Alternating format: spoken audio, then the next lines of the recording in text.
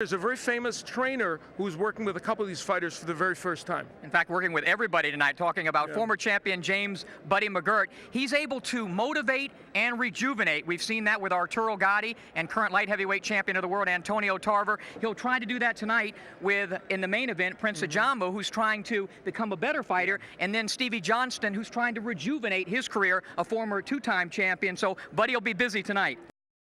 Can you forget me your hands? Can you fight? Then let's go. I think it was a right uppercut, and he should go right back with that shot. And there he did it, to the body, to the head. Early in the round, a lot of time for Rivera. He survived in the fourth round. Can he do it here? He's in more trouble this time. Well, he should not let him off the hook this time. Nice body shot, needs to come underneath. Try to fight back. Try to fight back. Referee is very close to stopping this fight. One or two punches away, that'll be it.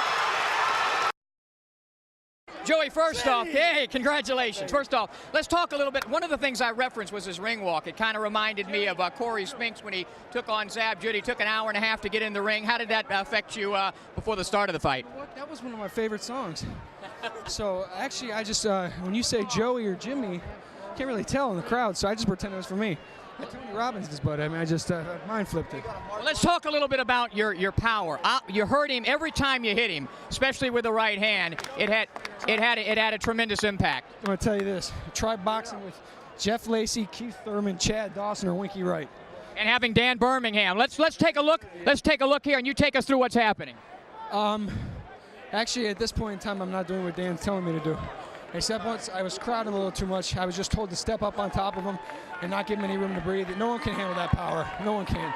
We'll talk to Dan Birmingham. Dan, assess Joey's performance. I give him an A+ for one thing. We told him in the corner that, you know, to stay with Jimmy Lang after he backs up, stay right on his chest, you know, and try to be first, work the body hard, and eventually we knew he'd stop him. All right, what would you like to see next for him? I'll let his management team work that out, but he's a great kid. All right. Joey, finally, before we let you go, what's next for you? Whatever Dan says. All right, the new NABO middleweight champion. Look, he's now really a contender, Joey Gilbert. David Tua, once one of the most feared fighters in the world. Then came his fight with Lennox Lewis, where Tua was totally outclassed by the champion.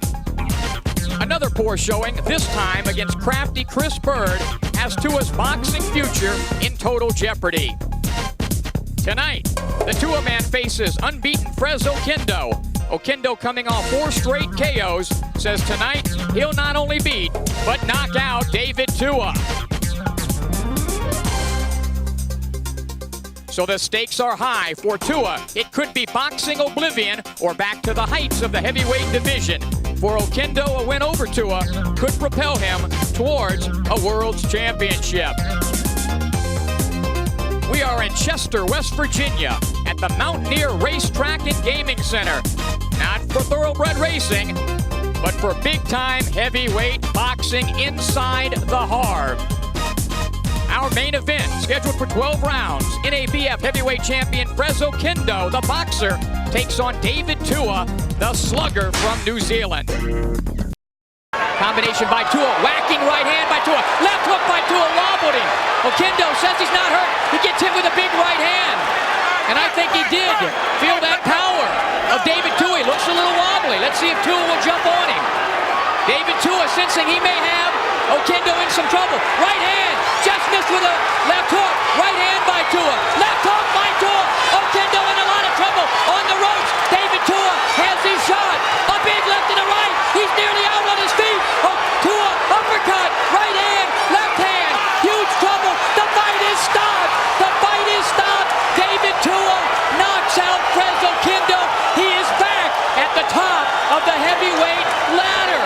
We said it could come at any time, and it did. David Tua, the Tua man, with a devastating knockout. You see how important it is for a man who so many, including this announcer, challenged after the performance or lack thereof against Lennox Lewis and against Chris Bird. He told me in no uncertain terms he would get it done. The deeply religious Tua on his knees saying prayer from Samoa represented New Zealand. Let's watch. Tua, body, right hand to the head, left hook. Oquendo's in trouble. He was already wobbly here, looping right hand, and that really stunned Fres Oquendo. Watch the finishing power of David Tua.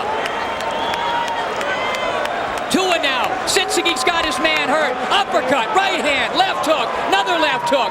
Beautiful combination, series of left hooks. Tremendous power. This is what finishing a fighter off is all about. And the referee stopped the fight. There was a minute to go. Good stoppage. This fight brings me back to Roy Jones Jr. and Antonio Tarver II. And Floyd's about the same age as Roy Jones Jr. was. And Floyd Mayweather is a reflex fighter. He relies upon his reflexes. You drop one little iota of speed or reflexes, you open yourself up.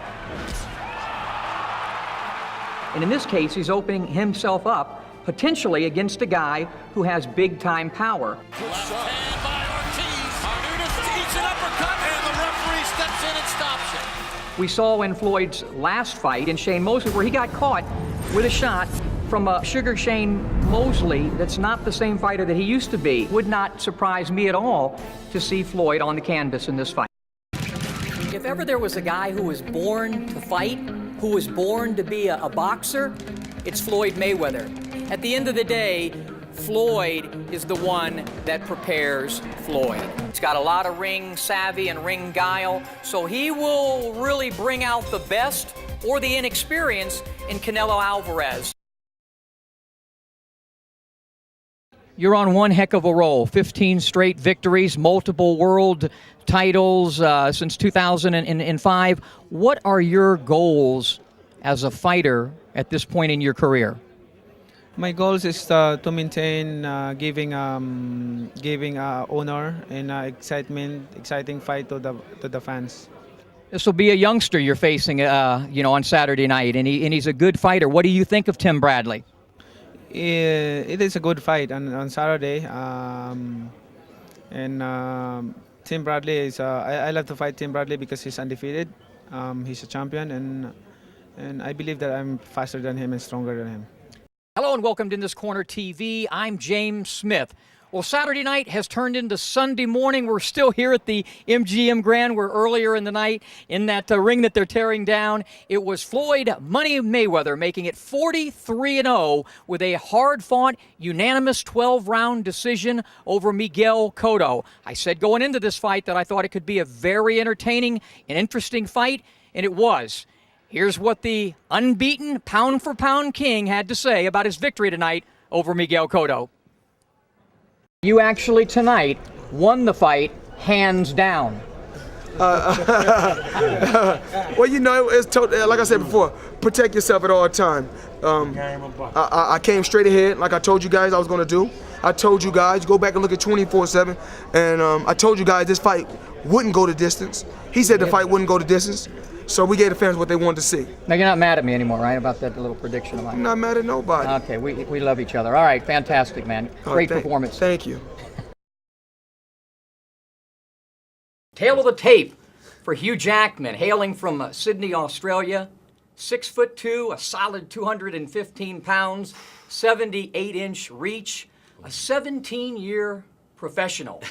Over 30 motion pictures, countless Broadway plays, a Tony, an Emmy, hosted the Academy Awards, helped Zack Ryder win a championship with WWE, and according to my Kiwi friends, they want you to do the anthem again if the All Blacks play Smitty. Australia. I'm sorry, but I'm anyway, impressed. welcome to In This Corner. Yeah. Good to meet you. It's great to meet you too. Tail of the tape for Kevin James, hailing from Mineola, New York, standing all of 5'8 3/4". I'll give you that. Weighing in at a trim and ready, svelte 235 pounds these days.